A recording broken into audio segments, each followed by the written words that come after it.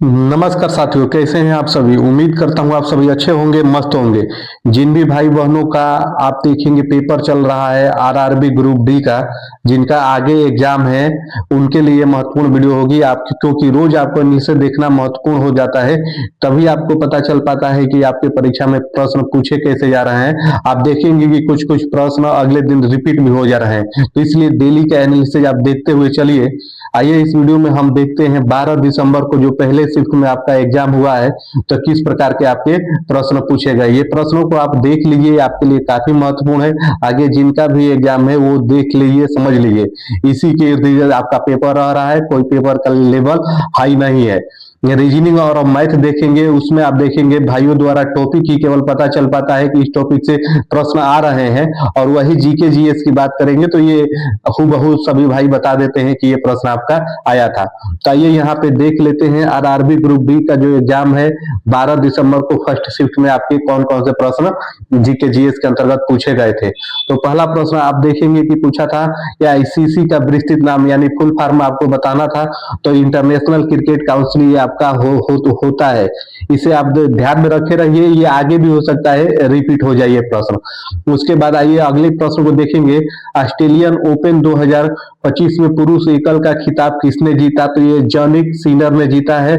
तो ये Australia open से महिला और पुरुष से आप देखेंगे प्रश्न बन रहे हैं, तो इसको इस टॉपिक को भी आप देख लीजिएगा।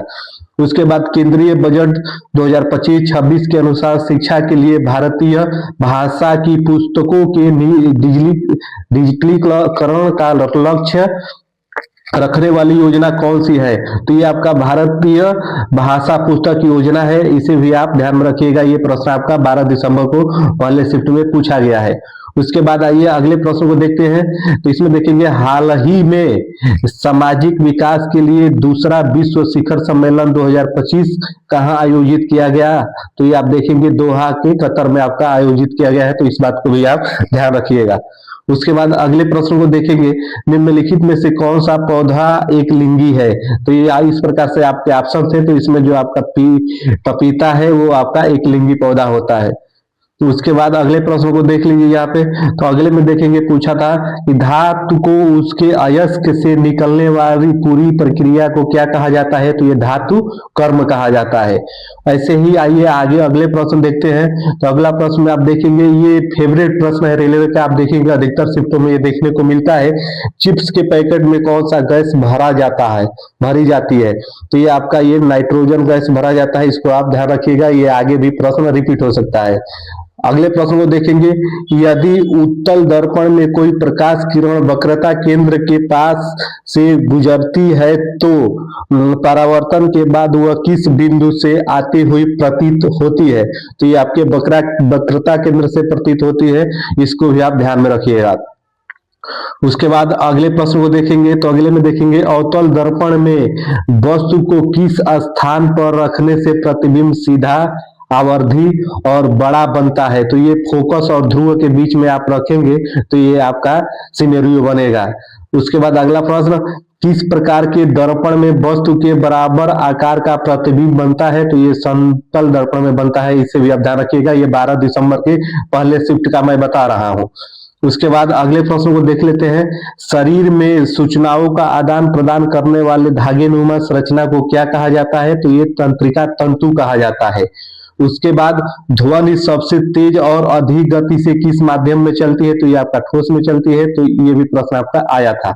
उसके बाद अगले प्रश्न को देखेंगे, कौन कौन सा अस्थायी ऊतक पौधे को कठोर और मजबूत बनाता है। तो ये आप देखेंगे एक ले काइमा, ये आपका कठोर बनाता है, इसको आप ध्यान रखिएगा। अगले प्रश्न को देखेंगे, तो पौधे की कोशिका में माइक्रोकांडिया का प्रमुख कार्य क्या होता है। ये ऊर्जा उत्पादन का मुख्य कार्य होता है, ये भी आप ध्यान रखिएगा। उसके बाद अगले प्रश्न को देख लेते हैं, कौन सी अधातु चमकदार होती है। तो ये आपका आयोडीन चमकदार होता है, इसे ध्यान रखिएगा। आगे भी आपसे ये प्रश्न कभी किसी न किसी शिफ्ट में बन ही सकता है। उसके बाद 2025 में म्यांमार भूकंप के जवाब में भारत द्वारा शुरू किए गए ऑपरेशन का नाम क्या था। तो ये आप देखेंगे कि इसका नाम था ऑपरेशन ब्रह्मा, इस बात को भी आप ध्यान रखिएगा।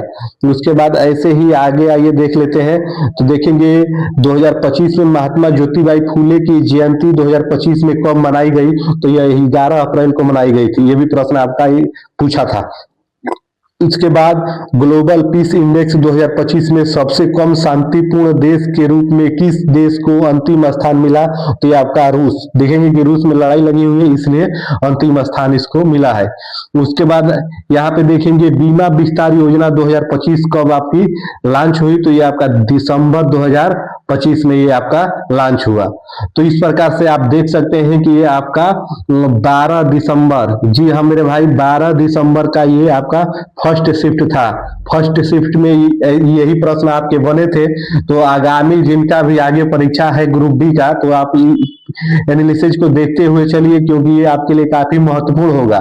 आपको इससे पता चलेगा कि किस प्रकार के प्रश्न आपके बनते हैं। और जैसे ही आपका पेपर हो जाए, जो भी मेरे भाई मेरी वीडियो देख रहे हैं, अगर आपका पेपर समाप्त हो जाता है तो आप हमारे टेलीग्राम ग्रुप से जुड़कर जो भी प्रश्न आपको ध्यान में आ रहा है, कृपया आप प्लीज आप उसे साझा कर दीजिए, ताकि आगे के भाइयों के लिए हेल्प हो सके, हम वीडियो के माध्यम से उसको प्रोवाइड कराएं। तो फिर मिलते हैं अगले शिफ्ट के एनालिसिस में, तब तक के लिए आप सभी को जय हिंद, धन्यवाद।